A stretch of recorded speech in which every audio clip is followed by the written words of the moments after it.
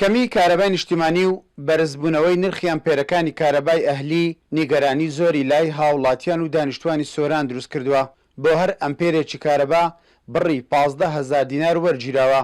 بەڕێوەبەری دابەشکردنی کارەبای سۆران هۆکارەکە دەجێڕێتەوە بۆ کەمبوونەوەی ئەو بڕە کارەبایی ئێستا دێتە سۆران.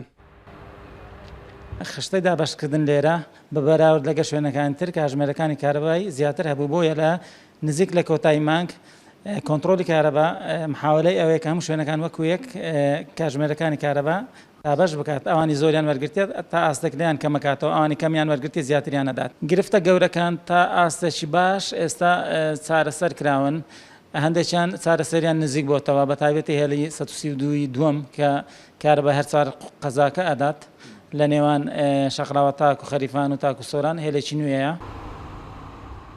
لە چەند ساڵی ڕابردوو سۆران ئەو شوێنە بووە زۆرترین زیادەڕۆی و سەرپێچی لەسەر هێلەکانی کارەبا کراوە. ڕۆژانە تیمەکان سەرقاڵی بڕین و لابردنی سەرپێچەکان بوونە.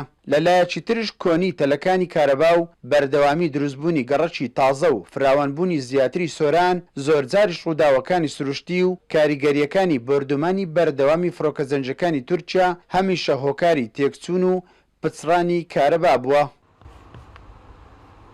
مەلە باری وێزگەکان و باری مححویلەکان هەستی پێەکەنکەوە مححویلە سووتانمان زۆر کەم بووە قاتع سووتانەکان نەماون ئەو شوێنانێکەوە پەیوەری زیرەکیان بۆ بەستراوە. قەرزەکان زۆر لەسێک کەلەکە بوونێک خەرزی هاوبەشانی کارەبا بەهۆی قەیرانی دارایی و تاخیربوونی موسە و ئەوانە و کەمی بازاڕ و ئەوانە مەبەڕەکان هەنە ئەوەیەوەی قەرزەکان بەردەوام زیادە بن بەڵام ئێمە هەوڵەکانمان سڕ کردەوە بە تایبەتی لە هاوبەشە گەورەکان ئەوانێکەوە پارە زۆر قەردارن ئێمە ئاگادارکردنەوەمان بۆ ناردوونە ئەگەر هەر نەهات جوابی نەبوو ئەوە کارەباکەی ئەبڕدرێ. قەرزی کارەبا نزیکی 7 میلیارد دینار قەرزی کارەبا لای هاوبەشانی کارەبا هەیە سەرجەم پۆڵەکان.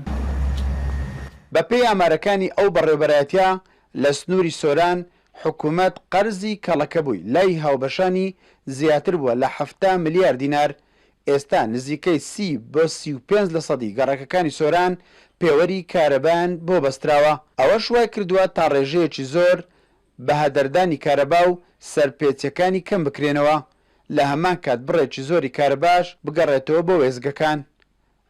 عوسمان کورسات نیوز سۆران.